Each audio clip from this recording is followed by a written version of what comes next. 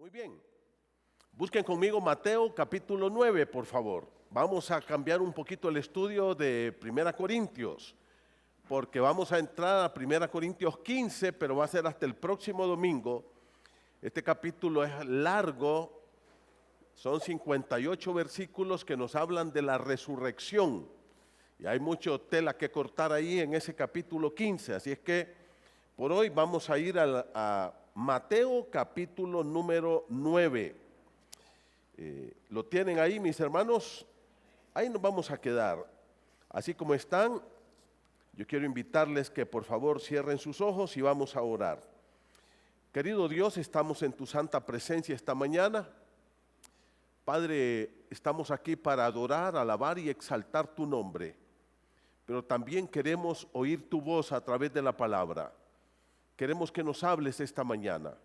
Aclara toda nuestra mente, nuestro corazón, y que nosotros podamos aprender de ti, aprender de la palabra, aprender a conocerte, a obedecerte, a caminar contigo. Arranca de nuestro corazón, Dios, todo aquello que esté compitiendo con Cristo. Señor, queremos que Cristo sea el Rey de nuestra vida, que esté sentado en el trono de nuestro corazón. Queremos amar a Cristo con toda el alma, la mente, con toda nuestra fuerza, Señor. Queremos servirle. Pedimos que tú hables a nuestra vida. Te ofrendamos nuestras vidas en sacrificio vivo, santo y agradable a ti. Gracias por esta mañana. En el nombre de Jesús. Amén. Estamos viviendo en un tiempo, queridos hermanos, donde parece que todo el mundo anda a la carrera, ¿no es cierto?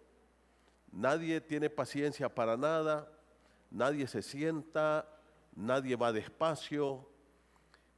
Vamos al banco y miramos la fila y queremos meternos allá, ser el primero que atiendan. Y especialmente cuando van viejitos como nosotros, la gente se rasca la cabeza, ahí vienen esos viejitos a molestar, dicen.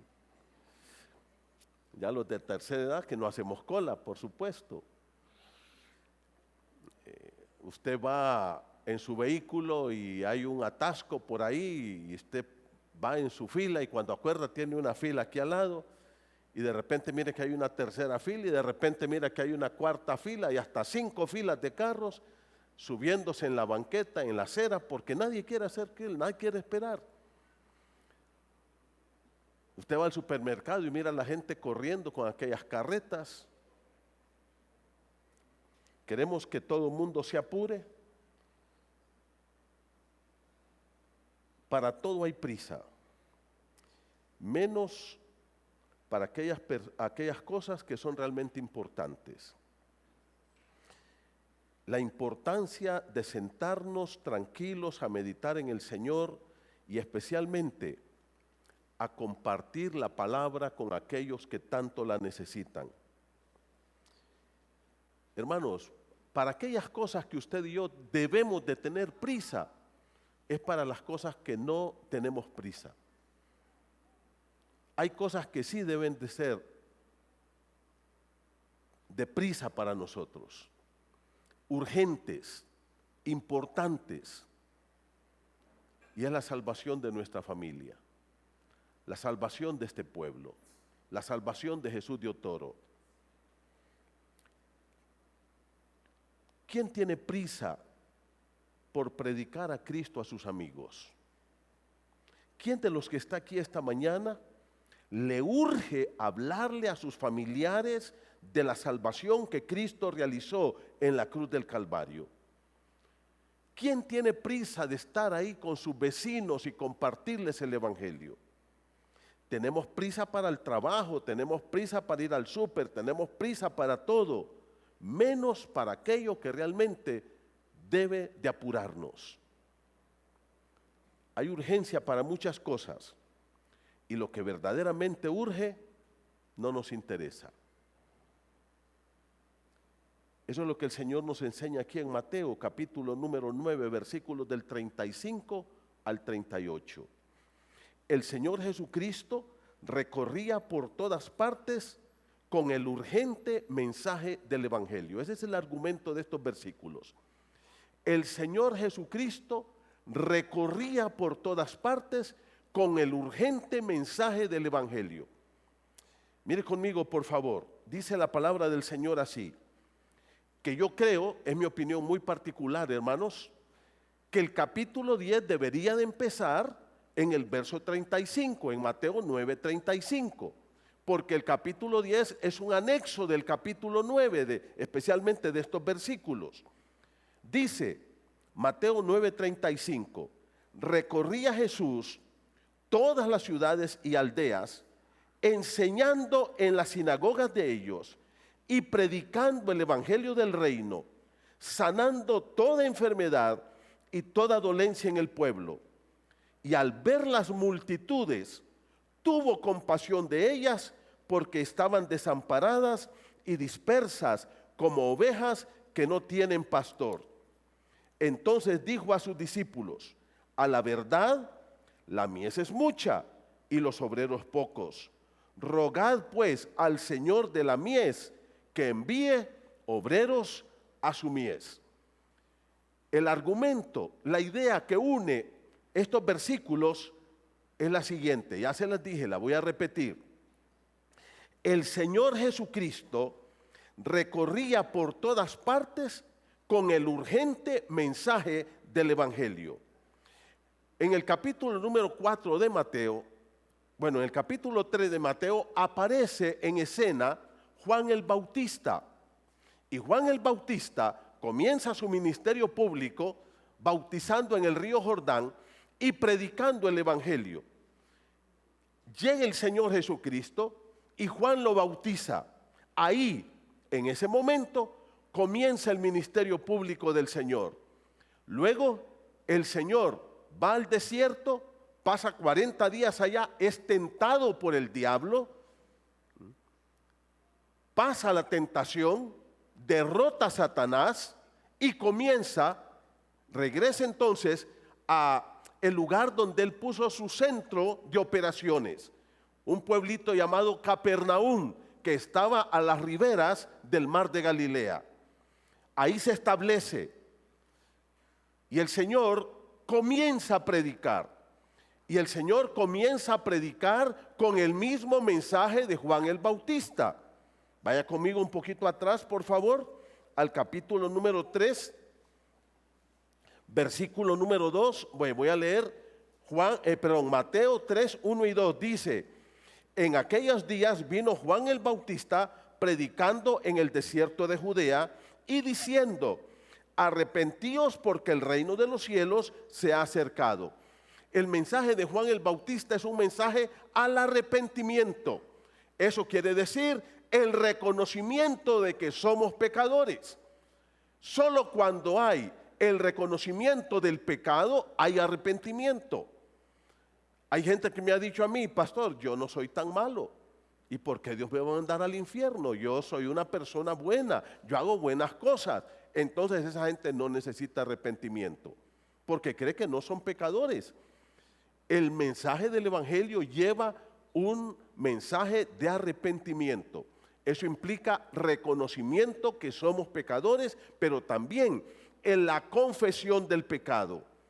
Ahora, si ustedes van conmigo al capítulo 4, mire el versículo número 17. Mire conmigo Mateo 4:17. Desde entonces, después de que Jesús fue bautizado, después que pasa la tentación, dice, comenzó Jesús a predicar y a decir. ¿Cuál fue el mensaje de Jesús? El mismo mensaje con que empezó Juan el Bautista. Arrepentíos porque el reino de los cielos se ha acercado. El Señor entonces llega a Capernaum, comienza a predicar el Evangelio y el Señor ahí comienza a llamar a sus primeros apóstoles. Ahí pasando por el mar de Galilea, en las riberas de este mar donde estaba Capernaum y había otros pueblos por ahí, el Señor llama a Pedro, a Andrés, a Jacobo, a Juan, que eran pescadores que pasaban ahí su vida en la ribera del mar y en el mar mismo pescando. Y el Señor empieza lo que se conoce como un periodo de popularidad. Mira el versículo 23. Mateo capítulo 4, versículo 23.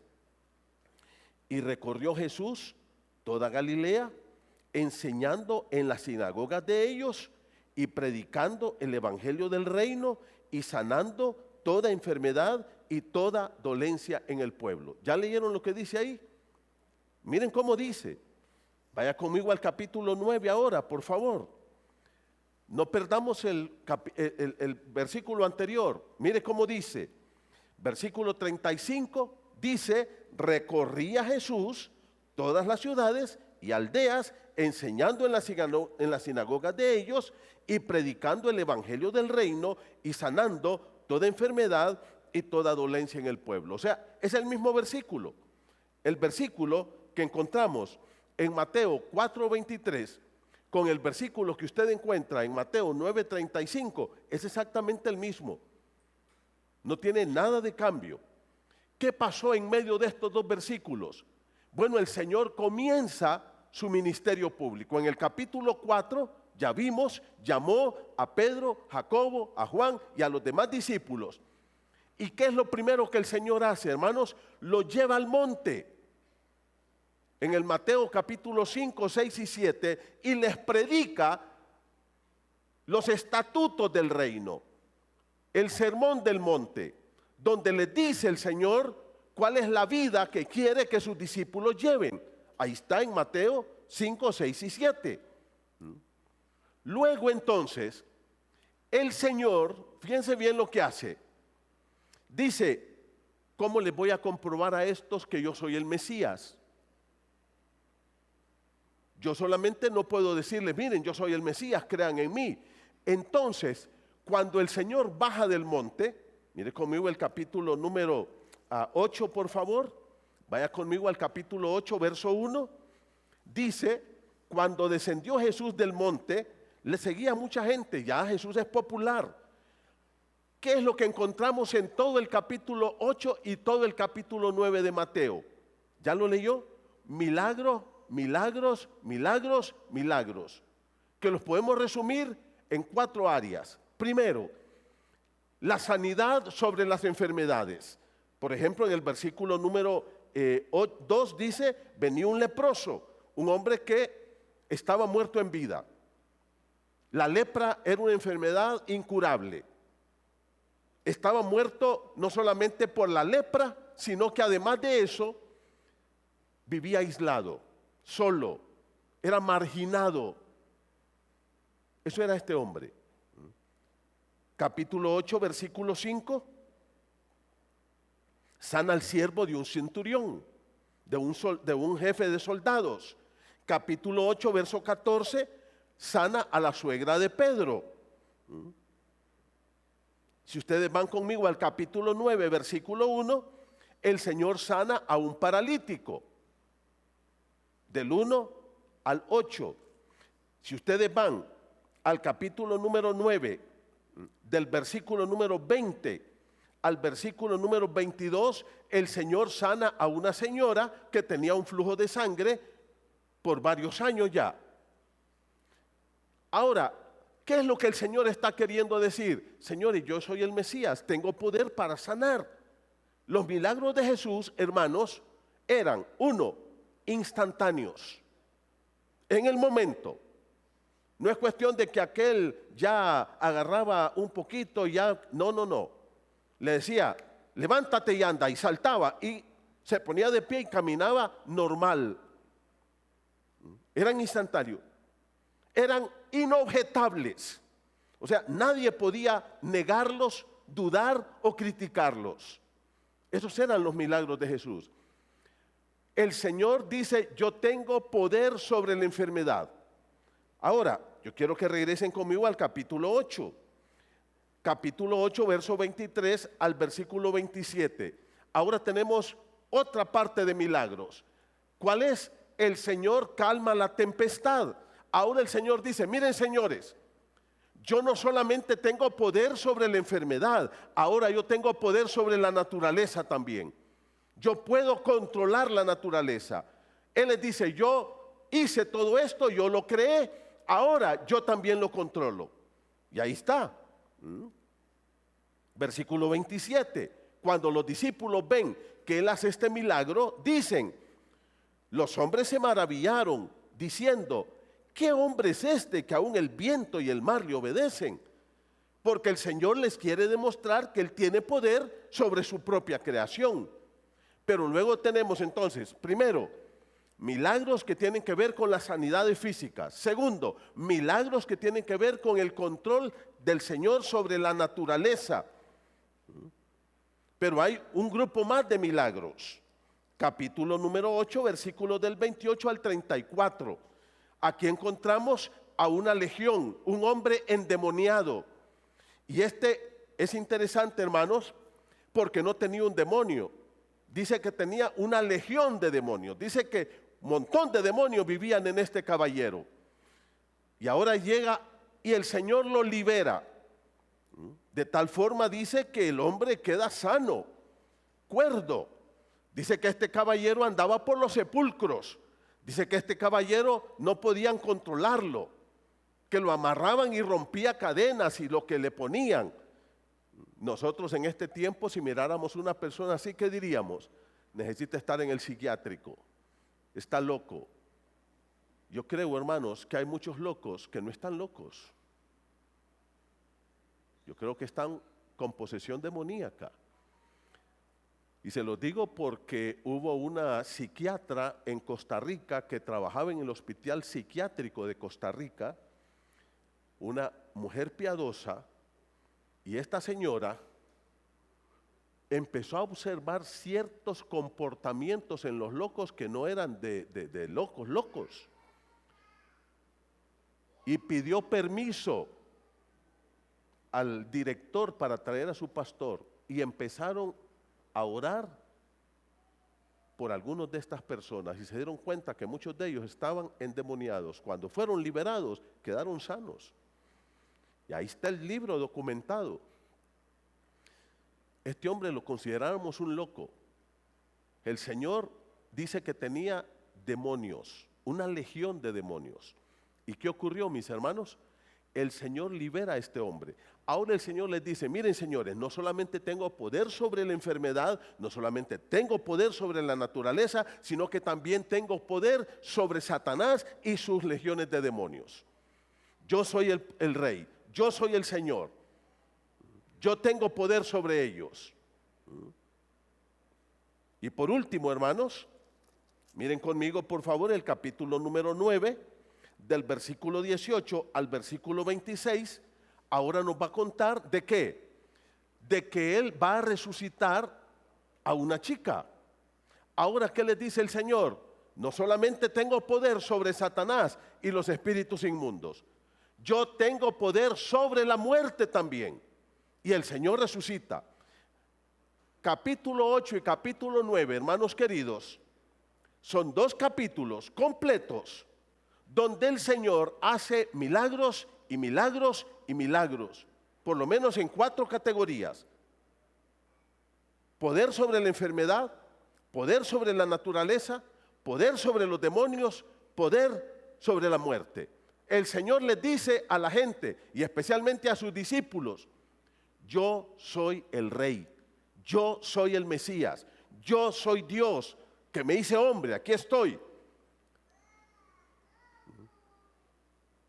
Y al final del capítulo 9, entonces, después de que les ha demostrado esto, el Señor retoma lo que dijo en el capítulo 4, lo que empezó a hacer en el capítulo 4. Y aquí vamos con 3 cosas que quiero decirles en esta mañana. En primer lugar, ¿cuál les dije que es el tema de este pasaje? El Señor Jesucristo recorría por todas partes con el urgente mensaje del Evangelio. Hermanos, hay urgencia de predicar el Evangelio. El problema es que no nos interesa. El problema es que hay otras cosas que para nosotros son más importantes que eso. Quiero mirar 3 cosas con ustedes. En primer lugar, el Señor Jesucristo recorría para salvar. La primera cosa. para salvar, para que ese mensaje de salvación llegara a la gente. Mira el versículo número 35, dice, leo Mateo 9:35, recorría Jesús todas las ciudades y aldeas, enseñando en las sinagogas de ellos y predicando el evangelio del reino, sanando toda enfermedad y toda dolencia en el pueblo. Si ustedes miran aquí, la palabra que usa el escritor, recorría, hermanos, tiene que ver con esfuerzo, con movimiento. Esto implica cansancio, implica moverse. Ahora, ¿se acuerdan ustedes? El Señor ya está con sus discípulos. ¿Se acuerdan ustedes el último mandato de Jesús a sus discípulos en Mateo 28? ¿Cuál fue? Vayan y traigan todos a la iglesia. ¿Qué les dijo? ¿Tráiganlos? No. ¿Qué dijo? Vayan, vayan. ¿Por qué les había dado su ejemplo? Esta palabra quiere decir ir y caminar alrededor o entre la gente. Y ahora miren cómo dice, ¿qué recorría Jesús? ¿Qué recorría? Algunas aldeas, las más importantes, ¿no? Dice todas las ciudades y aldeas. Aquel historiador del primer siglo, que también era descendiente de sacerdotes llamado Flavio Josefo, cuenta, dice en sus libros que escribió, que Galilea tenía 204 aldeas y ciudades en el tiempo de Jesús. Mire usted. Dice que tenía 204 aldeas y ciudades en el tiempo de Jesús. ¿Y qué dice la Escritura? Que el Señor, ¿qué hacía? Una por una. Ahora, yo quiero hacerles esto. Hermanos, miren, los maestros, los rabinos en el tiempo de Jesús no andaban buscando a nadie. ¿Saben lo que hacían? Sentarse y sus discípulos venían a escuchar su disertación. ¿Qué dijo Jesús? No es así. Hay que recorrer, hay que ir, hay que buscar. Hay mucha gente que dice, ay, pero ir a Jesús de Otor, óigame, si son 150 kilómetros, ¿qué de largo tiene eso? ¿Sabe usted cuántos kilómetros habían, por ejemplo, de Judea a Galilea? Que el Señor hizo ese recorrido. Fíjate que en el capítulo 4 de Juan, dice la palabra del Señor, que Jesús salió de Judea e iba para Galilea, y le era necesario pasar por Samaria. ¿Sabe usted cuántos kilómetros había entre Judea y Galilea? 160, casi como ir de aquí a Jesús de Otoro. Y escucha esto, no iba en helicóptero, no iba en avión, no iba en carro. ¿Sabes cómo lo recorría? Así como dice, recorría, caminaba. ¿Y por qué le era necesario pasar por Samaria? ¿Ah? ¿Tenía que hacer algún negocio? ¿Tenía que ver algún empresa? No, porque tenía que encontrarse con una mujer pecadora que necesitaba el perdón y el arrepentimiento.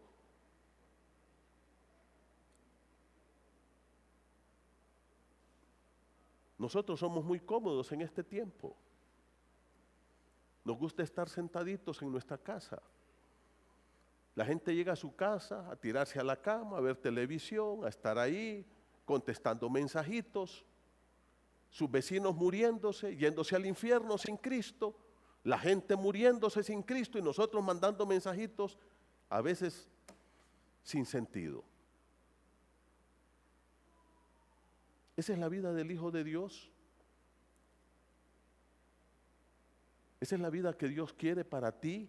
Para eso te salvó, para llevarte a la eternidad, para que tú estés acostado mandando mensajitos y viendo tonterías en el teléfono, para que a veces nos pongamos incluso a ver películas tontas, majaderas, que no tienen sentido, vulgares a veces. Para eso te salvó el Señor. Dice, Jesús recorría todas las ciudades y aldeas. 3 cosas hacía.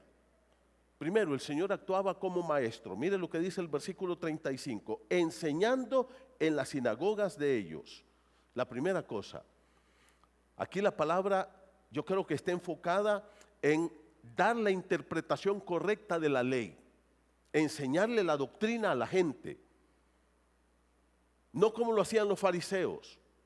La Biblia dice que Jesús les enseñaba como quien tiene autoridad, y eso está al final del capítulo 7 de Mateo, que la gente quedaba asustada de la doctrina del Señor, porque Él era el maestro por excelencia. Segundo, el Señor tenía el trabajo de predicador. Mire lo que dice el versículo, y predicando el evangelio del reino. Primero, el Señor daba una enseñanza bíblica, una interpretación de la ley, de la Torá del Antiguo Testamento.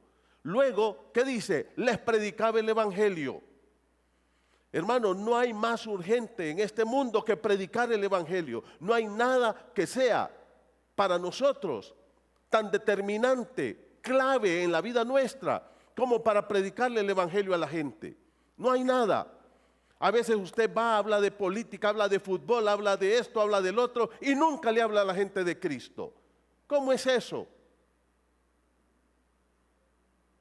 Usted cuando se encuentre con una persona, no importa quién sea,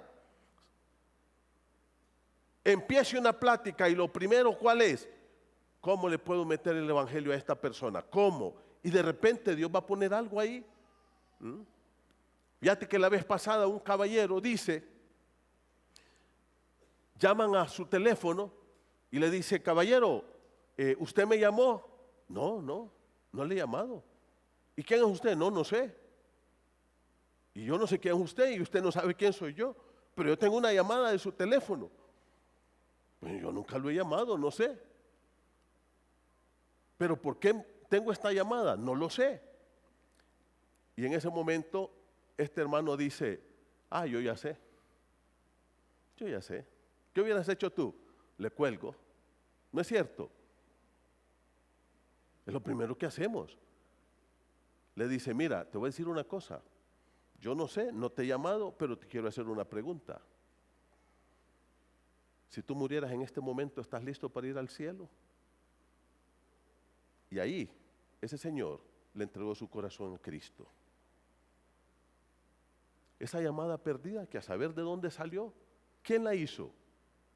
El Señor quería que alguien le compartiera el evangelio. ¿Qué hacemos nosotros cuando uno llama? ¿Aló, usted me ama? No, bueno, adiós, va, ya. A veces ni tan siquiera somos corteses con la gente. Cortamos la llamada. Este vago que me está llamando, dice uno. Pero ¿sabe qué es lo peor? O mejor dicho, lo más sorprendente, que a los meses recibe otra llamada de este mismo caballero. Aló, sí, una señora. Disculpe, tengo una llamada perdida de su teléfono. No, dice, no, yo no le he llamado, no sé quién es usted, señora. No, pero aquí tengo yo esa llamada.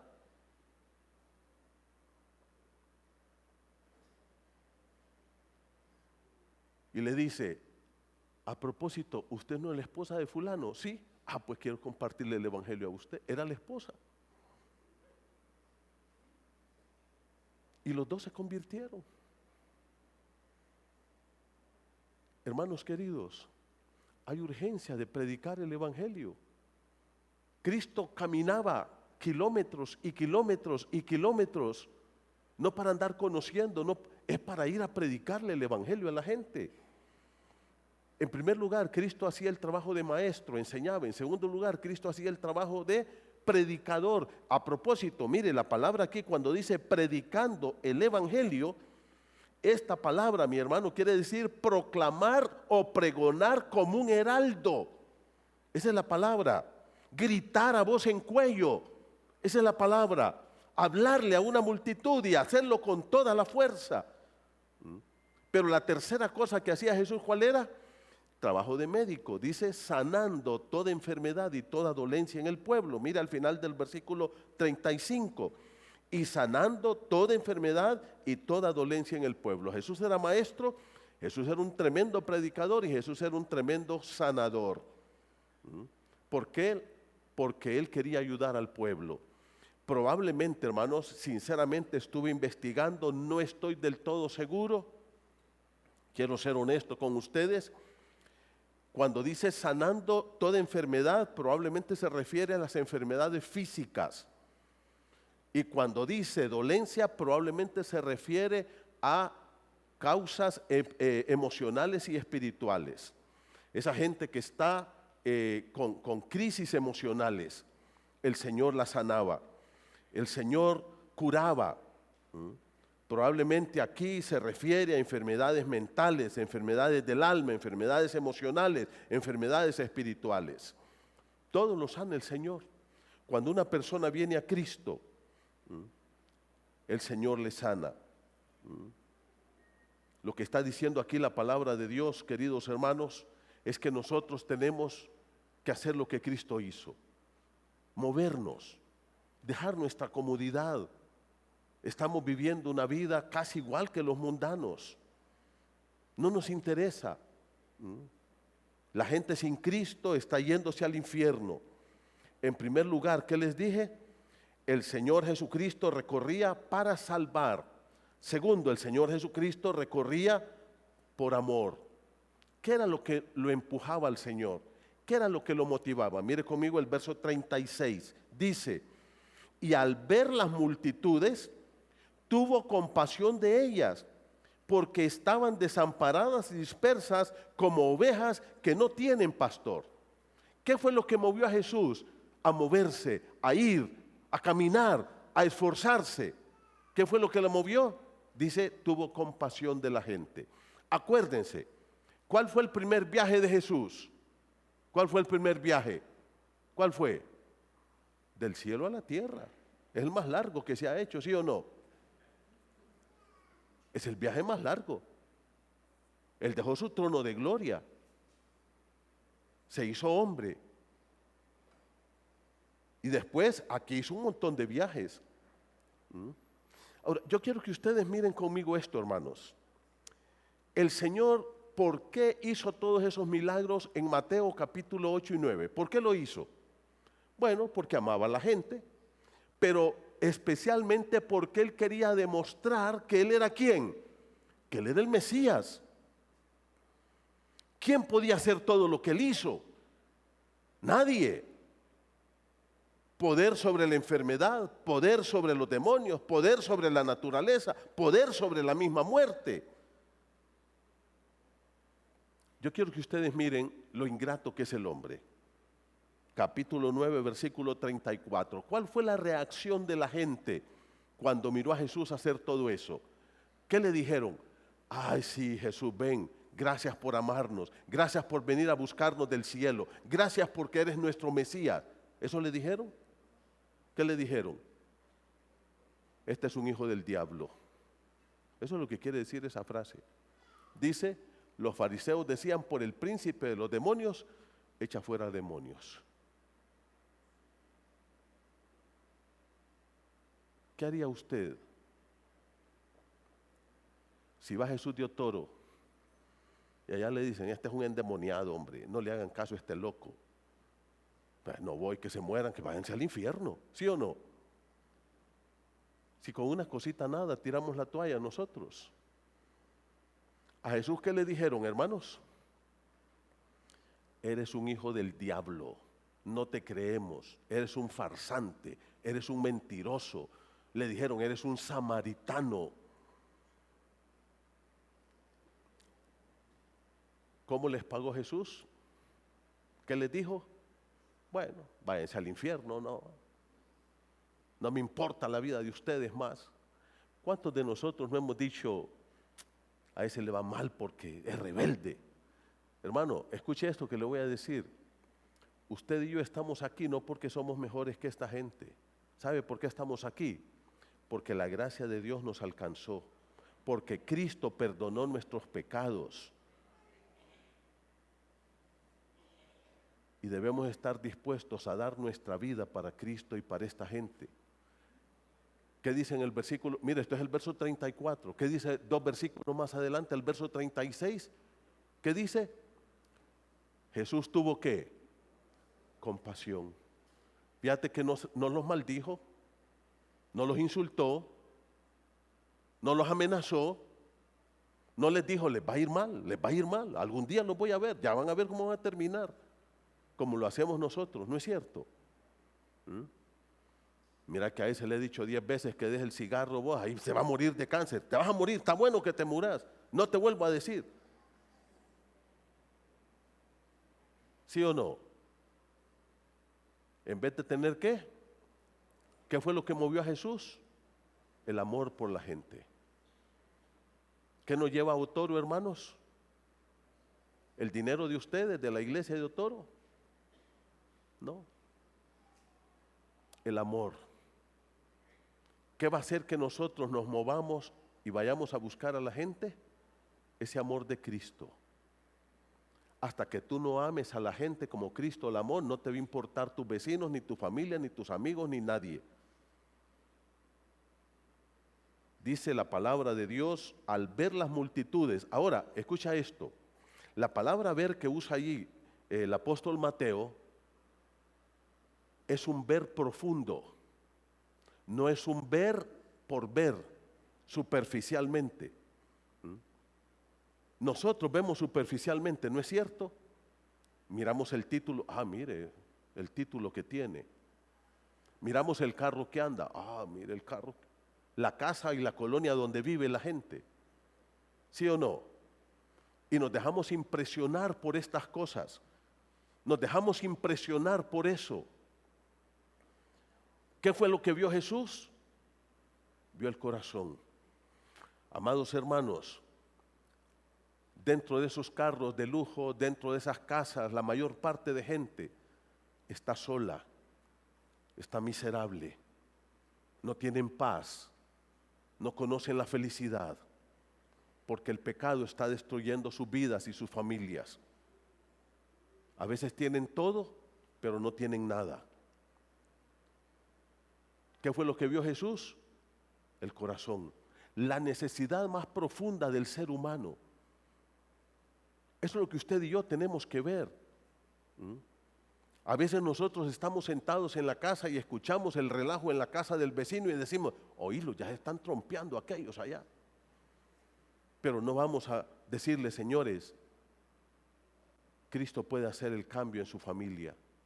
Él la hizo en mi familia. Los dejamos que se maten como perros y gatos, pero no vamos a compartirles el evangelio. No nos importan, no nos interesan. ¿Qué vio Jesús? La necesidad de la gente.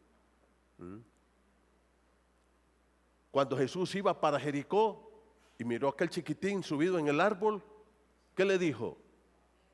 Hey, Nicodemo, Zaqueo, ven. Zaqueo, ven. Y aquel, me imagino que se tiró de un palo, porque yo me subo a un palo a esta edad, olvídese, ¿cómo me bajo de ahí?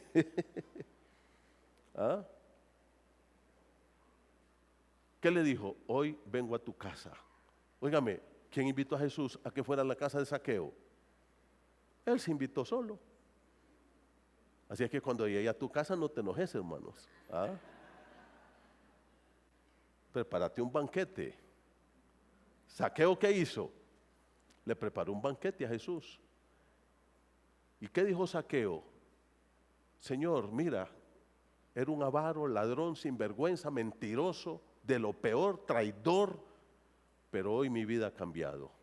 ¿Qué dijo Jesús? Hoy llegó la salvación, ¿a dónde? ¿Quién la llevó? ¿Cómo la llevó? Recorriendo, caminando. No sentado allá, no sentado. Hay que moverse, hay que esforzarse. Dice, al ver las multitudes, el gentío, la gente, dice, tuvo compasión. La palabra quiere decir un amor de entraña. Realmente la palabra que usa aquí el escritor es, tuvo intestinos para él. Esa es la palabra. Es ese amor que está aquí en lo más profundo de nuestro ser.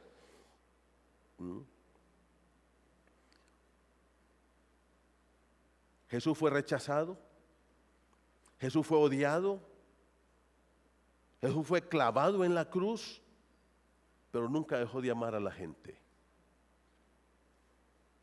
Nosotros con una mala mirada ya estamos con rencores y con cosas con la gente. Queridos hermanos, Dios nos ha llamado para que nosotros también amemos a la gente. Ahora, ¿cómo estaba la gente? Dice, mira el versículo número 36, estaban desamparadas y dispersas como ovejas que no tienen pastor. Dice la palabra del Señor que estas personas, y hace una comparación aquí, estaban indefensas, literalmente quiere decir como seres indefensos atacados por las aves de rapiña, como esas ovejitas que no tienen cómo defenderse y que no tienen quien las cuide.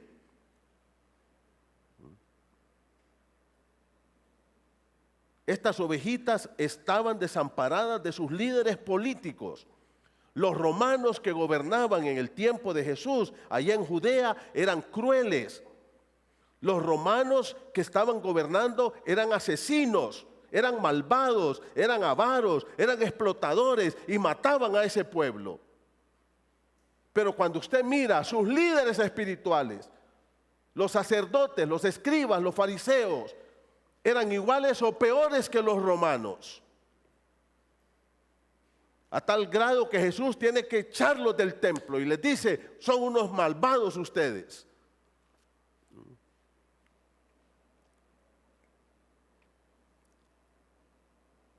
Estas eran ovejas solas, llorando su soledad, su frustración, su pobreza y su miseria. Hermanos queridos, ¿no estamos nosotros en tiempos iguales hoy? Los líderes políticos que tenemos son terribles, depredadores, no se preocupan por el pueblo, no le importa el pueblo. Que tú estés enfermo, a los políticos no les importa. Y no estoy hablando de estos, estoy hablando de todos. Estoy hablando de todos, rojos, azules, verdes, morados, lo que usted quiera. Son iguales, son depredadores, son lobos rapaces. Como dijo Jesús, vayan a decirle a esa zorra.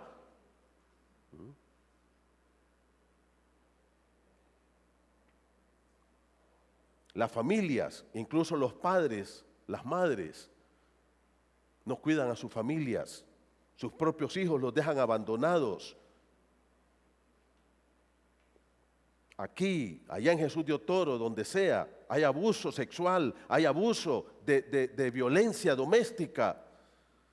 La gente está hecha a pedazos. ¿Escucharon el testimonio que dio Christopher? ¿Cuándo conoció a su papá? No lo digo yo, lo dijo él, ¿sí o no? Hay gente que nunca conoce a sus padres, criados por abuelos, por tíos, por vecinos, violados, abusados. Dijo Cristo, estos están así, ovejas sin pastor, sin cuidado, sin protección, sin ayuda.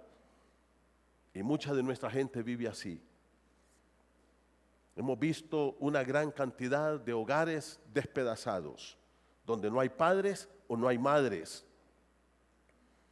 Si tú quieres poner una empresa, los bancos te estafan, te roban. O sea, somos ovejas sin pastor. La gente está desesperanzada.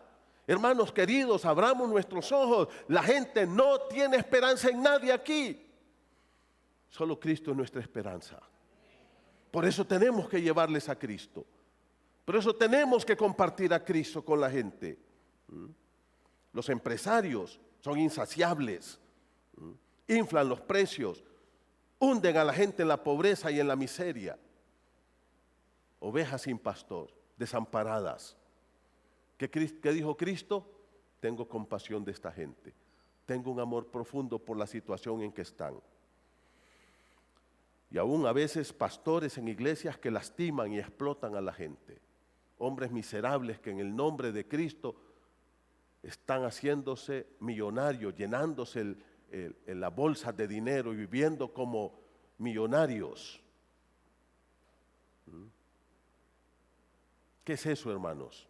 Ovejas desamparadas y dispersas, que solo tienen una esperanza. ¿Cuál es? Cristo. ¿Y quién se las va a llevar? Hay que ir. En tercer lugar, el Señor recorría de manera urgente. El Señor recorría de manera urgente. Primero que dijimos, el Señor recorría para salvar. Para salvar. En segundo lugar, el Señor recorría por amor. El amor lo motivó, lo empujó. Y en tercer lugar, el Señor recorría de manera urgente. Miren los versículos número 37 y 38. Lea conmigo. Dice Mateo 9, 37 y 38.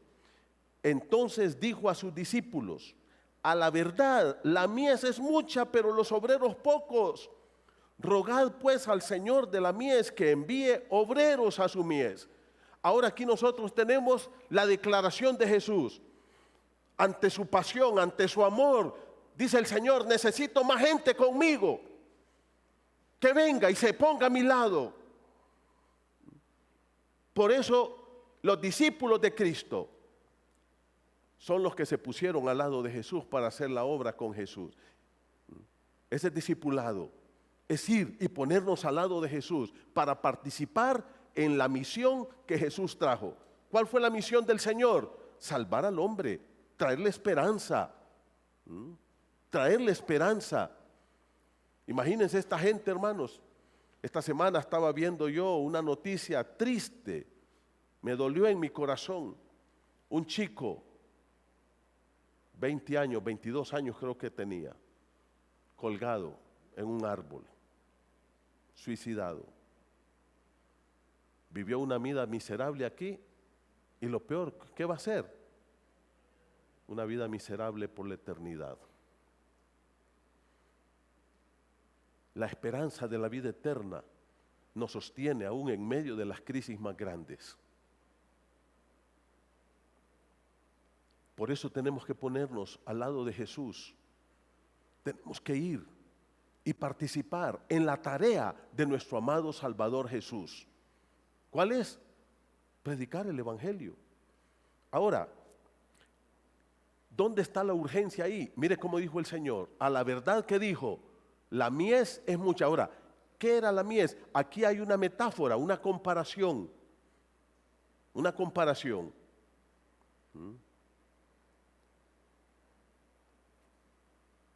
La mies, hermanos, el Señor la compara con la cosecha de almas. La mies es el grano, ya sea de trigo o de cebada, que ya estaban en el momento de ser cosechados. Ya estaban listos para cosecharse. Ahora yo les hago una comparación aquí en nosotros. Nosotros no sabemos lo que es la mies, que es el trigo, la cebada, no conocemos eso. Conocemos la harina, pero el trigo ni lo conocemos. Pero sí conocemos el café.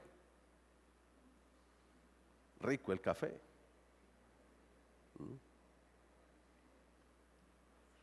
¿Qué ocurre cuando dicen necesitamos cortadores para el café porque ya está de corte? Y si no hay cortadores, ¿qué pasa? ¿Entienden la metáfora ahora? Hoy sí. ¿Ah? Porque el café no va a estar 4 meses esperando allá. El café no va a estar 6 meses ahí en el árbol diciendo, bueno, voy a estar listo ya, prepárense. No. El café se madura y si no se cosecha, ¿qué pasa? Se cae, se pierde, se queda ahí podrido en el árbol. ¿Qué dijo el Señor? Hay urgencia, porque hay una cosecha. Hay gente que está esperando que vayamos con el Evangelio.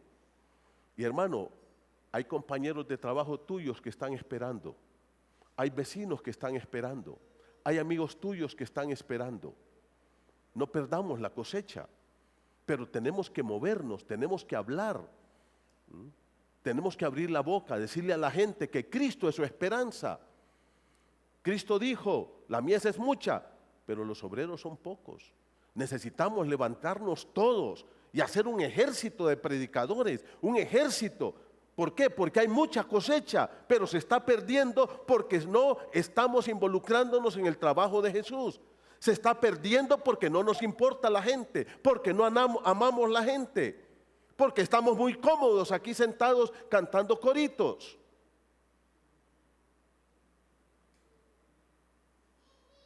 ¿Qué tanto estás participando en la misión de Jesús. Les dije, el Señor Jesucristo recorría por todas partes con el urgente mensaje del Evangelio. En primer lugar, el Señor Jesucristo recorría para salvar. En segundo lugar, el Señor Jesucristo recorría por amor. Y en tercer lugar, el Señor Jesucristo recorría de manera urgente. Había que levantar esa cosecha, había que predicar el Evangelio, había gente que salvar. Y Cristo dijo, hay que ir. Que tú te pongas al lado del Señor. Con estos hermanos que han venido hoy de la Iglesia Bíblica de Jesús Dios Toro, demuestra, hermanos, que vamos creciendo en este amor por la gente, yendo allá para predicar el Evangelio, para ver las personas convertirse. Pero ¿qué de otros lugares aquí cerca? ¿Qué de Tegucigalpa? ¿Qué del sur de la ciudad? Hemos hablado ya hasta la saciedad de esto. ¿Qué de Santa Ana? Hemos hablado que hay puertas que se están abriendo. Obreros faltan para la cosecha. La iglesia tiene que crecer. La iglesia tiene que crecer. No podemos estar aquí cantando coros todos los domingos. Tú tienes que moverte.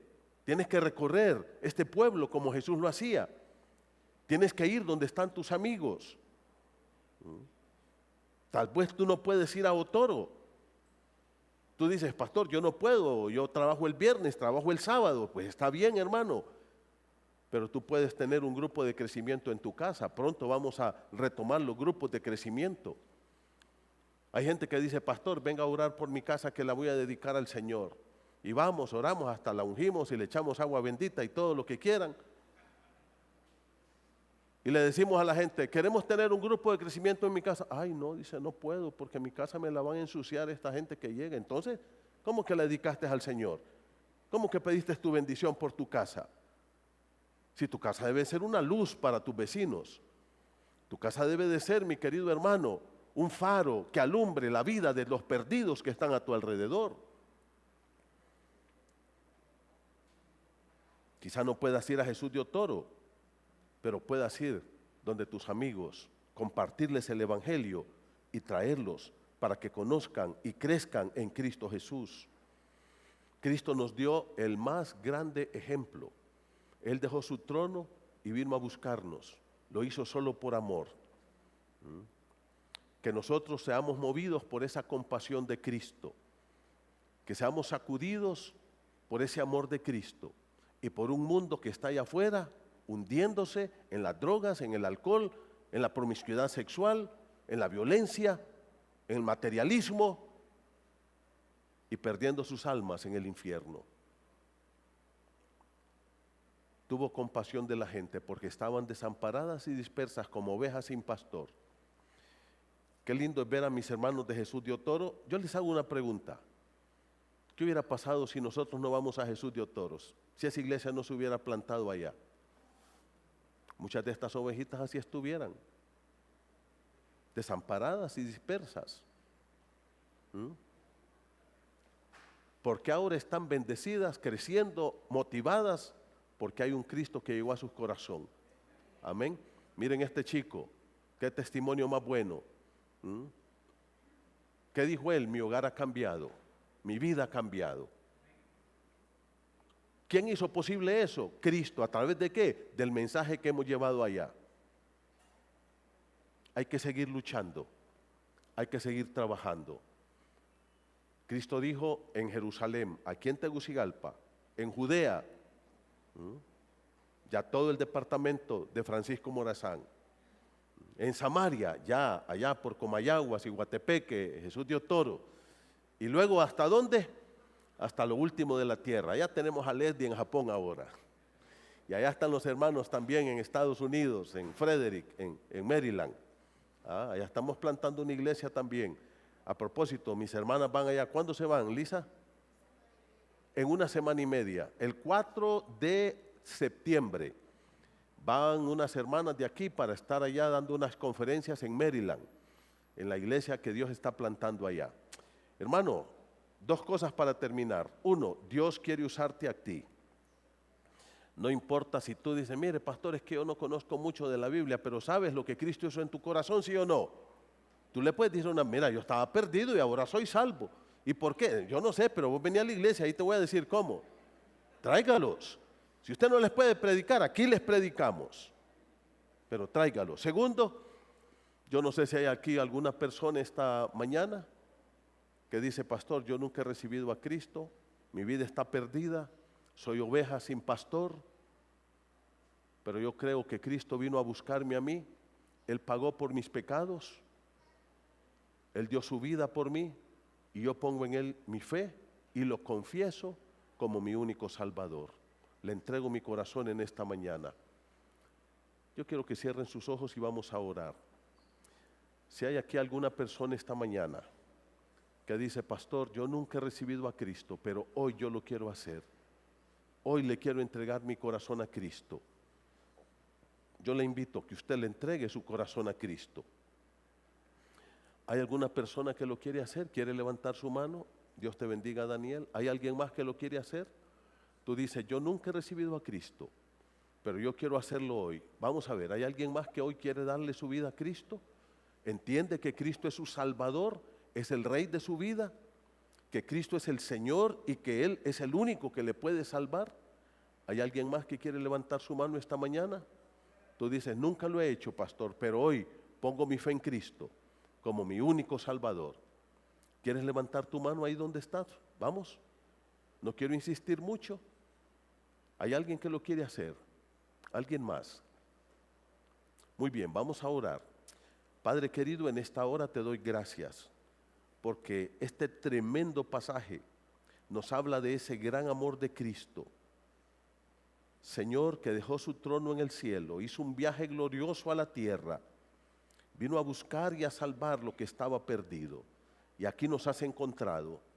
Perdona nuestro materialismo, nuestra indiferencia, nuestra apatía, nuestra carnalidad. Padre, perdona por esa vida que hemos llevado de conveniencia. Señor, cámbianos. Haz de esta iglesia una iglesia evangelizadora, que nos movilicemos, que crezcamos, que podamos ver las personas rendirle su vida a Cristo, Señor. Que ese amor de Cristo nos motive para ir donde está el desamparado, esa ovejita sin pastor, y compartirle a Cristo como su Señor y Salvador. Padre, bendice esta iglesia, bendice mis hermanos de Otoro, levanta una iglesia poderosa en ese lugar, donde todo ese pueblo pueda ser ganado para Cristo. Gracias, Señor, en el nombre de Jesús. Amén.